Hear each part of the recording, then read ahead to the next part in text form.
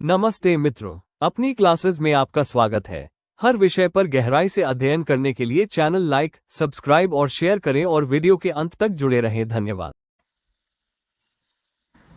Hello everyone, नमस्कार दोस्तों। अपनी आयुर्वेद क्लासेज में आप सबका स्वागत है।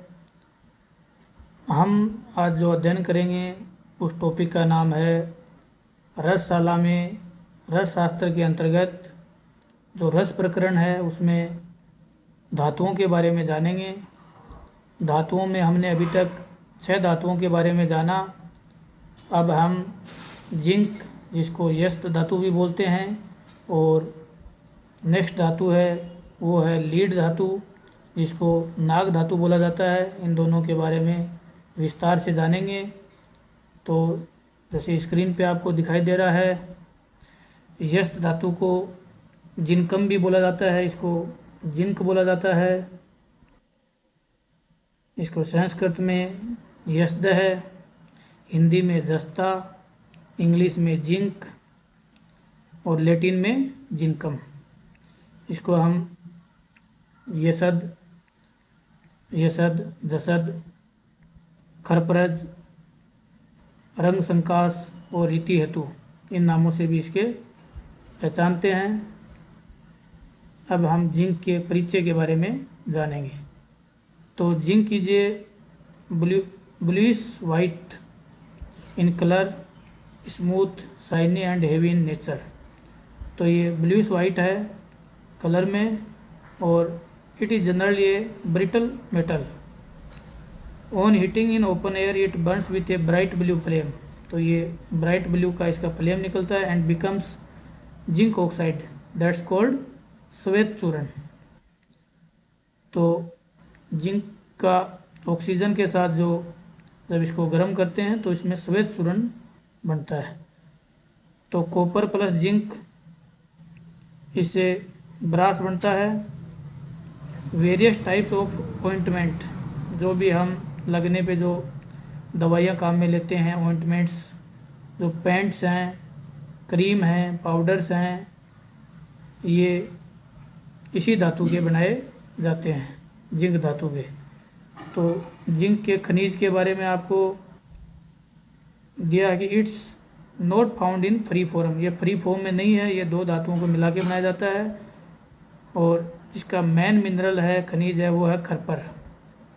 तो इसके खनिज हैं जिंक ब्लेंड, जिंक सल्फाइड,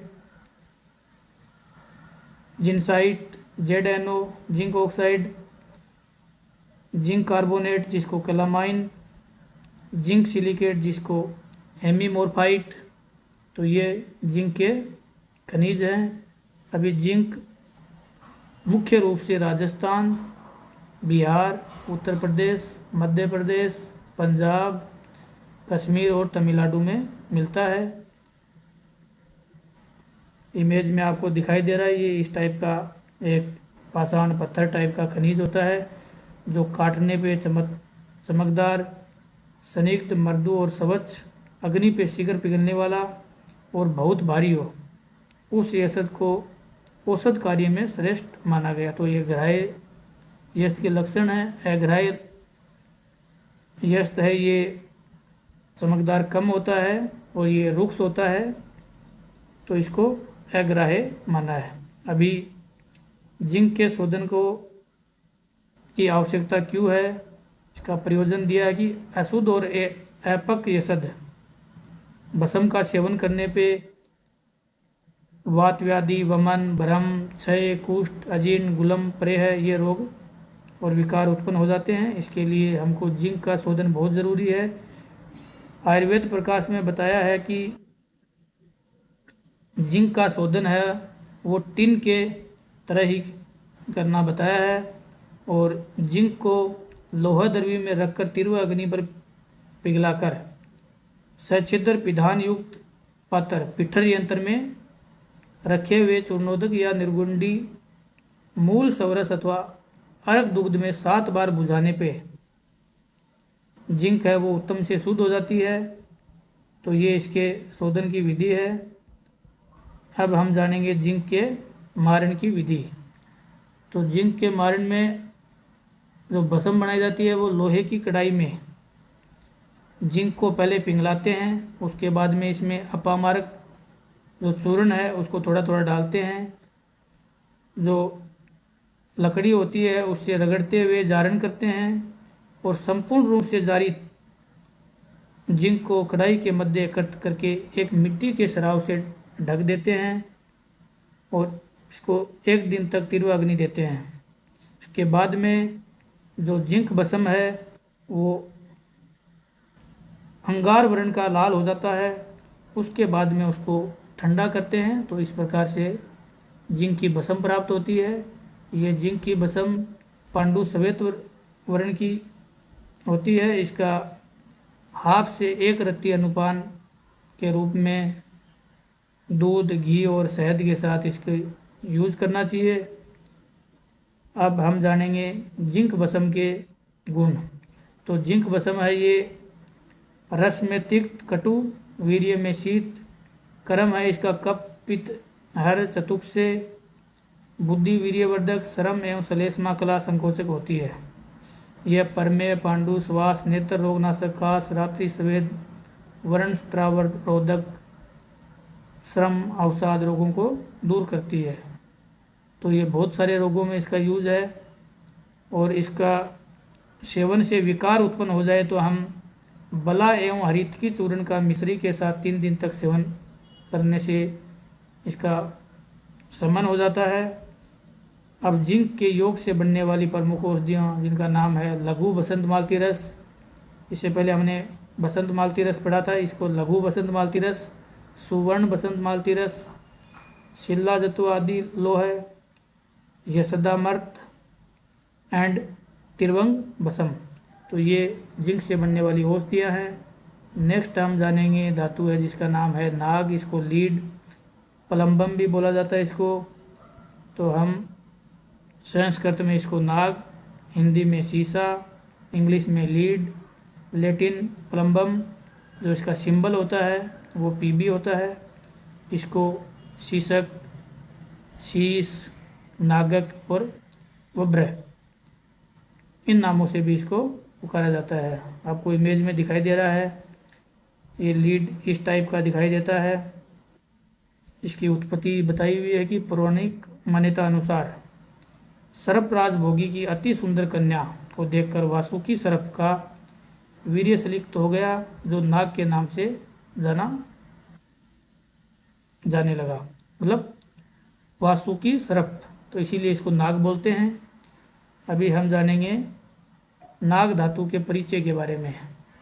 तो नाग धातु does not rust when keeped in air, तो इसके कोरोजन नहीं लगता है और इसको बहुत दिनों तक यदि इसको हमने हवा में रख दिया खुले में तो ये ग्रे कलर का हो जाता है। और जो वर्षा का पानी है वो भी इस पर इफेक्ट करता है और इसका जो मेन मिनरल है उसको बोला जाता है गलेना। अब हम जानेंगे जो इसका प्राप्ति स्थान है। तो प्राप्ति स्थान विदेशों में ये ऑस्ट्रेलिया, अमेरिका, मेक्सिको एवं बर्मा आदि तथा भारत में जो अपना अरावली पर्वतमाला है, आबू तथा तारागढ़, पंजाब, झारखंड, बिहार, कश्मीर, तमिलनाडु में नाग या लीड आसानी से मिलता है। इसके भेद दिए हुए हैं, दो टाइप के हैं। कुमार नाग गुणों में श्रेष्ठ होने से रस कार्यों में इसी का प्रयोग किया जाता है। जो कुमार नाग है वही प्रयोग किया जाता है, समल नाग औषधि में प्रयोग नहीं होता है। अब हम जानेंगे ग्राही नाग के लक्षण। जो ग्रहण करने योग्य लीड है उसके लक्षण हैं, अग्नि पे ये शीघ्र द्रवित होने वाला, भार युक्त, काटने पे अंदर से कर्षण वक्त चमकदार, दुर्गंधित एवं बाहर से देखने में काला नाग श्रेष्ठ होता है। अग्राही नाग के लक्षण जो जस्ट इससे अपोजिट हैं। तो जो देर से द्रवित होने वाला नाग धातु है उसको त्याज्य बोला है। अब हम जानेंगे नाग के शोधन का प्रयोजन क्या है। तो जो शुद्ध नाग है उसके सेवन करने से बहुत सारे रोग हैं ये दूर हो जाते हैं और अशुद्ध नाग से जो उदरशूल है आदि रोग उत्पन्न करता है। गुलम परे है, आना है, सोथ, भगंदर, अग्निमांद, कुष्ठ, किलास, संधि वेदना, तो ये सब रोग, तो इसके लिए इसको नाक का शोधन बहुत ज़रूरी है। शुद्ध करके ही इसको यूज में लेना चाहिए औषधि के रूप में। तो नाक के बारे में बताया कि नाक को लोहा दरवी में रखकर कोयले की आंच पर पिघलाकर निर्गुंडी तवक सवरस में 7 बार बुझाने पर ये शुद्ध हो जाता है। तो यहाँ पे भी निर्गुंडी तवक सवरस है उसका यूज लिया गया है। और जो निर्गुंडी तवक सवरस है इसको पिठरे यंत्र में भरकर प्रत्येक बार निर्गुंडी सवरस को बदलते रहना चाहिए। अभी हम जानेंगे नाक का मारण, यानी इसकी भस्म बनाने के लिए हम मनय शिला तथा गंधक द्वारा इसका मारण किया जाता है। तो शुद्ध नाग है, इसको एक लोहे की कढ़ाई में डालकर चूल्हे पर चढ़ाकर अग्नि पर पिघलाएं। पिघल जाने पर समान भाग मनय शिला के चूर्ण का थोड़ा थोड़ा अभाव करते हुए एक लोहे की कढ़ाई से चलाते जाएं। ऐसा तब तक करते जाएं जब तक नाग संपूर्ण रूप से भस्म नहीं बन जाती है। स्वांगशित होने पे भस्म को निकालकर इसमें सम भाग में शुद्ध गंधक मिला लेते हैं और नींबू सवरस से मर्दन कर चक्रिका बनाकर सुखाते हैं। फिर इसमें सराव संपुट कर कुकुट पुट की अग्नि से 3 बार पकाने पे उत्तम भस्म बन जाता है। तो यहाँ पे हमने यूज लिया कुकुट पुट, तो कुकुट पुट से 3 बार पकाने पे उत्तम नाग भस्म बन जाता है। अब हम जानेंगे षष्ठी पुट नाग भस्म। तो जो पिंगली हुई नाग है इसके चौथाई भाग इमली और जो अश्वत्थ है मतलब पीपल की छाल का चूर्ण थोड़ा थोड़ा करके डालते हुए जारण करते हैं। इसके बाद में नाग भस्म जैसा हो जाने पर इसका स्वांगशित करते हैं। फिर खलों में डालकर इस भस्म के बराबर शुद्ध मनय शिला मिलाकर जो बिजोरा नींबू सवरस है इसको हम कागजी नींबू या जम्बू नींबू भी बोलते हैं। इससे पहले आया है अश्वत्थ, इसको पीपल बोलते हैं। तो इन चीज़ों का आपको याद रखना पड़ेगा। इसमें अच्छी तरह घोट कर इसको सुखा लेते हैं। फिर क्या करते हैं कि सराव संपुट कर पुट में इसको पाक करते हैं। पाक करने पे इसको स्वांगशित हो जाने पे पुनः भस्म का 20वां भाग पुनः शुद्ध मनय शिला मिलाकर नींबू सवरस से मर्दन कर सराव संपुट कर पुट पाक करे। इस प्रकार 60 बार पुट देने पे नाग की निरुत्त भस्म बन जाती है। तो ये नाग की निरुत्त या षष्ठी पुष्टि के लिए आपको बताया षष्ठी पुट नाग भस्म बनाने की विधि। अब जो नाग भस्म है इसका कलर है वो कजल सदर्श सिंदूरा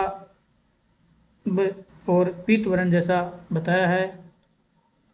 नाग भस्म को 1/4 से लेके 1 रत्ती तक यानी 125 mg तक हम यूज ले सकते हैं। इसको शहद या जो सवरस या कवात होता है इनके साथ इसको अनुपान करना चाहिए। नाग भस्म के गुण, नाग भस्म है ये रस में तिक्त मधुर, वीर्य में उष्ण, गुरु स्निग्ध और सर इसके गुण होते हैं। कर्म इसके लेखन, बल्ले, दीपन, परमेय, वर्षे, चक्षुष से आयुष्य एवं कांतिप्रद होती है और ये रोगों की नाशक एवं मृत्युहर होती है। अपक नाग है इसके दोष हैं। तो अपक नाग है इसका सेवन करने पे गुलम, पांडु, परमेय, अग्निमंद, सोत, भगंदर आदि रोग उत्पन्न हो जाते हैं। अब हम जानेंगे नेक्स्ट नाग भस्म के सेवन जन्य विकार, यानी इसका सेवन करने से यदि विकार उत्पन्न हो जाता है तो सवर्ण भस्म एवं हरित की चूर्ण को शर्करा के साथ 3 दिन तक सेवन करने से इसके विकारों का शमन हो जाता है। नाग भस्म के योग से बनने वाली प्रमुख औषधियों के नाम हैं सूचिका भरण रस, त्रिवंग भस्म, नरपतली वल्लभ रस एंड माणिक्य रस। तो हमने जाना नाग धातु और जिंक यशत धातु के बारे में। धन्यवाद।